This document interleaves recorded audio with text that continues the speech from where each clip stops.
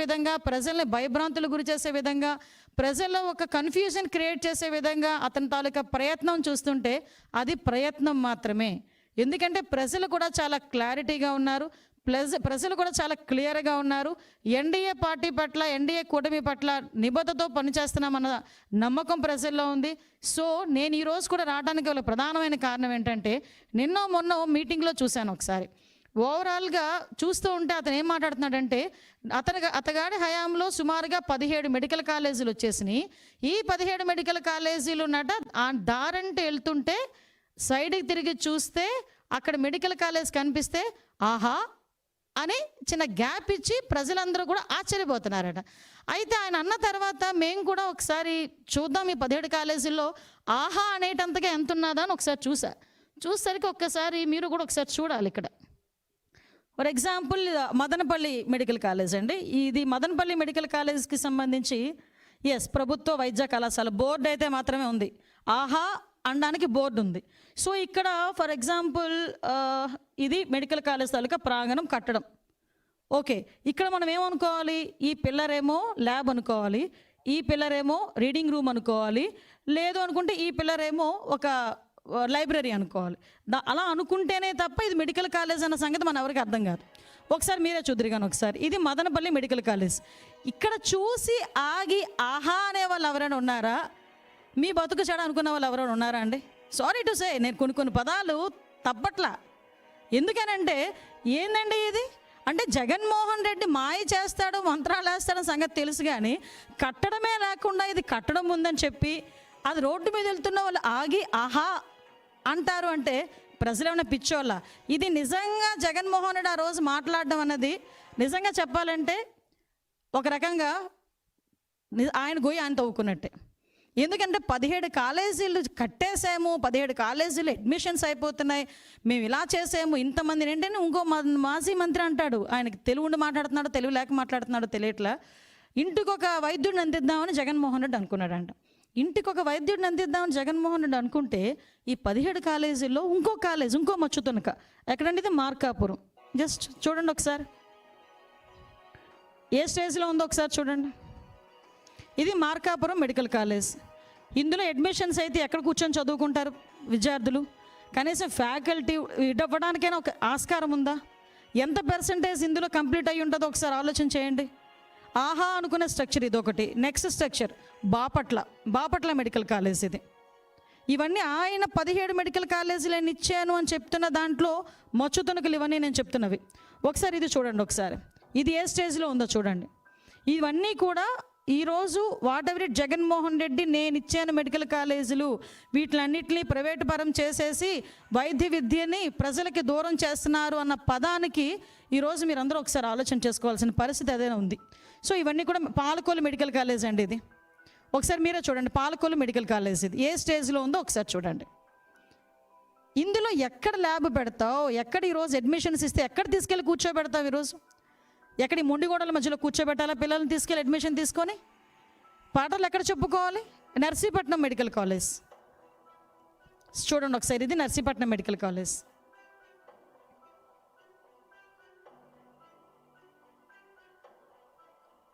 ఆఖరికి central government కూడా ఇచ్చిన ఫండ్ని ఫుల్ ఫ్లెజ్డ్గా మీరు వినియోగించుకోలేకపోయారు అన్న ఒక స్టేట్మెంట్ కూడా ఇవ్వటం.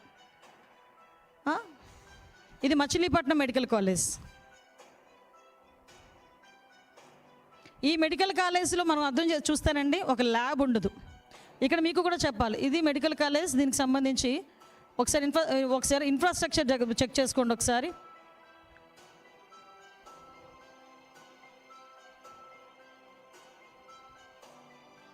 ఇవి ఈయన అనుకుంటున్న మెడికల్ కాలేజీలు. ఇది పెనుగొండ. నిన్ననే మా మంత్రి గారు కూడా ఒకసారి వెళ్ళి చూపించి వచ్చారు అందరికీ కూడా. ఇది పెనుగొండ మెడికల్ కాలేజ్. ఏ వైద్య విద్యార్థులను ఇందులోంచి తీసుకొద్దామండి? ఏ వైద్యుల్ని, ఇంటికి ఒక వైద్యుడిని ఇలాంటి చోట నుంచి తీసుకొద్దామా? ఇంటికి ఒక వైద్యుడిని ఇలాంటి చోట చదివించి ఈరోజు వైద్య ప్రమాణాలని, జీవన ప్రమాణాలని పెంచడానికి ఏమైనా ఆస్కారం ఉందా అసలు? నంద్యాల మెడికల్ కాలేజ్ ప్రారంభకులు చూసారు, అక్కడ శంకుస్థాపనలు రాయలేదు మాత్రం పర్ఫెక్ట్గా ఉన్నాయి. ఆ శంకుస్థాపనకే పరిమితమయ్యే పరిస్థితి. So Nandyal medical college. ఈ రకంగా చూసుకుంటే మ్యాక్సిమం అన్ని మెడికల్ కాలేజీలో కూడా పరిస్థితి ఇదే పరిస్థితి ఉంది మనకి. Next Rajahmundry medical college. ఇది స్టేజ్ రాజమండ్రి మెడికల్ కాలేజ్. ఆహా అనుకుని ఆగేమేమి ఉన్నాయేమో మీరు చెప్పాలి నాకు ఒకసారి. సంభ్రమాచర్యాలకు గురి కావడం కాదండి. అంటే జగన్మోహన్ రెడ్డి ఏదో అంటారు కదా, దేన్నైనా మసిపూసి మారేడుకాయ చేయగలరు అని ఇంకొకసారి ప్రజలకు అర్థమయ్యేటట్టు జగన్మోహన్ రెడ్డి చేసుకున్నాడు ఈ విషయంలో. అది మాత్రం క్లియర్. అంటే జరగనిది కూడా జరిగినట్టుగా క్రియేట్ చేయడానికి సాక్ష్యాలు ఏమైపోతాయండి ఈరోజు? ఒకసారి చూడండి. Amalapuram medical college.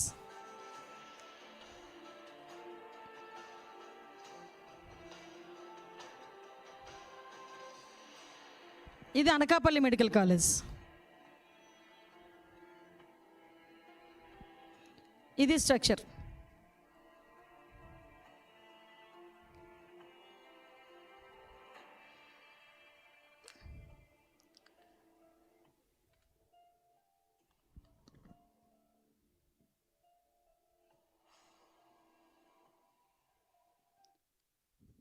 ఏలూరు. ఇలా చూసుకుంటే మొత్తం 17 మెడికల్ కాలేజీల తాలూకా చరిత్ర మొత్తం ఉంది.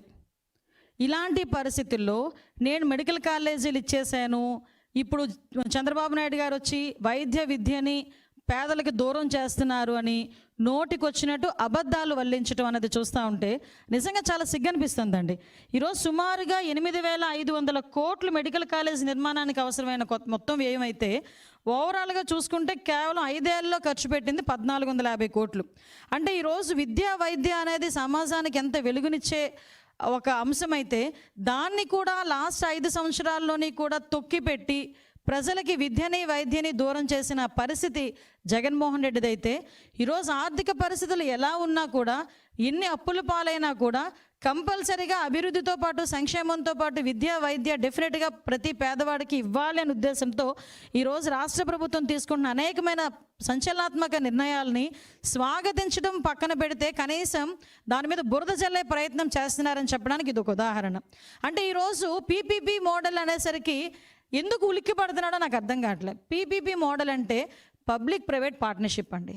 ఇది జేపీపీ మోడల్ కాదు, జగన్ ప్రైవేట్ పార్ట్నర్షిప్ కాదు, ఇది పీపీపీ, పబ్లిక్ ప్రైవేట్ పార్ట్నర్షిప్.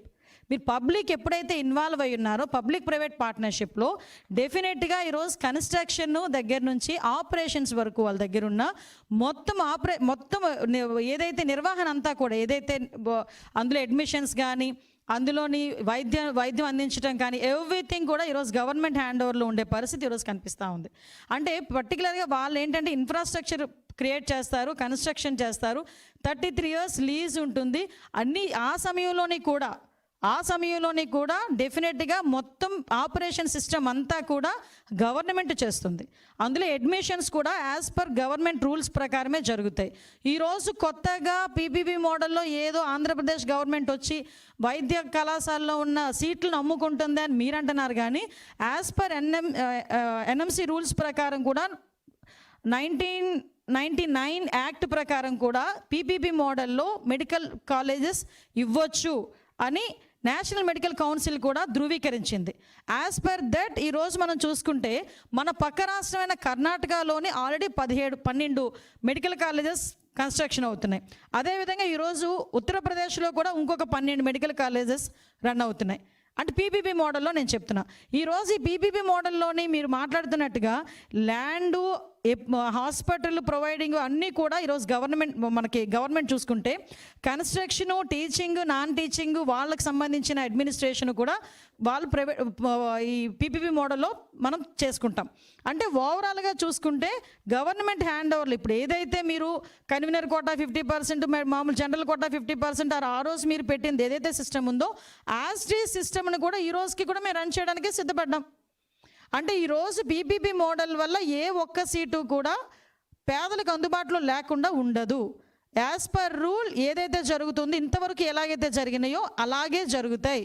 ఇందులో మా తాలూకా ఉత్సుకత ఏంటంటే తొందరగా పని అవ్వాలి, తొందరగా ఈరోజు మెడికల్ కాలేజెస్ ఓపెన్ అవ్వాలి.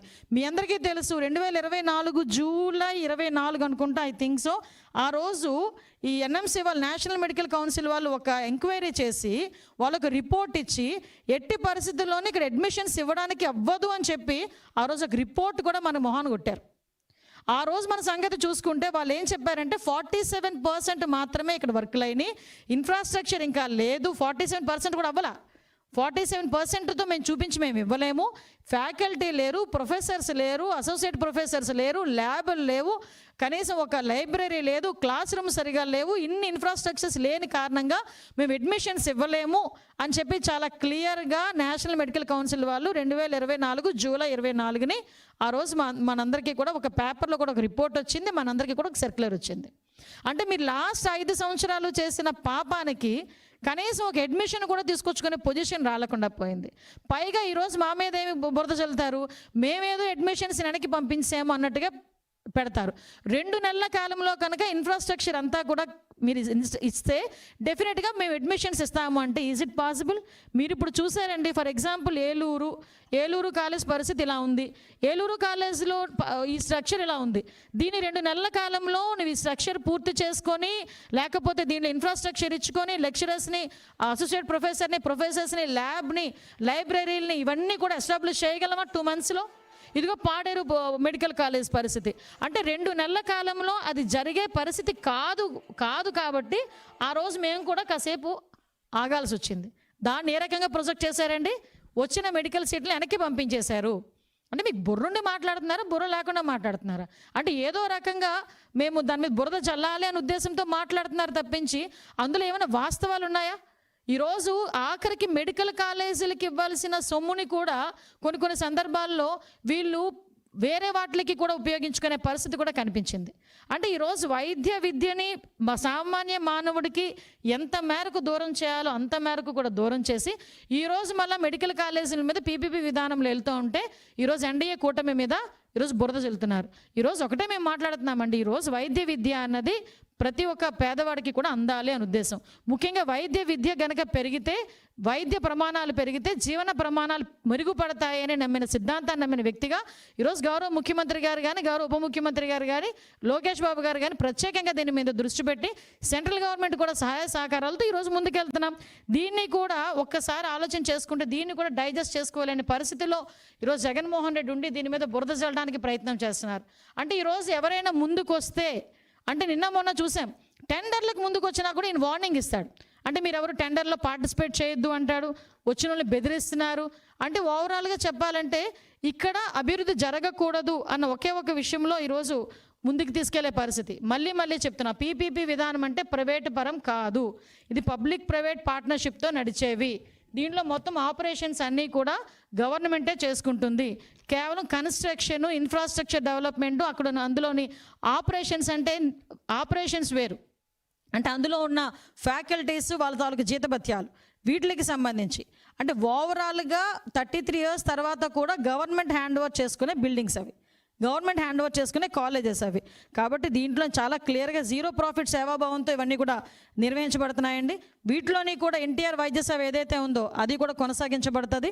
ఇప్పుడు కూడా మేము అన్నీ కూడా పీపీపీ మోడల్లోని యాక్చువల్గా ఈ వైద్యాన్ని ప్రజలకు దగ్గర చేయాలని మేము ఆరాటపడుతున్నాం. మీ అందరికీ తెలుసు, టీడీపీ ఏంటంటే ఒక తెల్ల కోటికి ప్రాధాన్యత ఇస్తాం, అదే వైసీపీ అయితే నల్ల నోటికి ప్రాధాన్యత ఇచ్చే పరిస్థితి. కాబట్టే వాళ్ళ పరిస్థితులు అలా ఉన్నాయి. ఈరోజు మేము చేస్తున్న పనికి ప్రజల నుంచి మద్దతు లభించేసరికి దాన్ని ఎలాగ తిప్పికొట్టాలనే ఉద్దేశంతో లేని కొన్ని కుట్రలు కుతంత్రాలు కూడా అనేకమైన చేయటం అనేది కూడా మీ అందరికీ కూడా తెలిసిందే.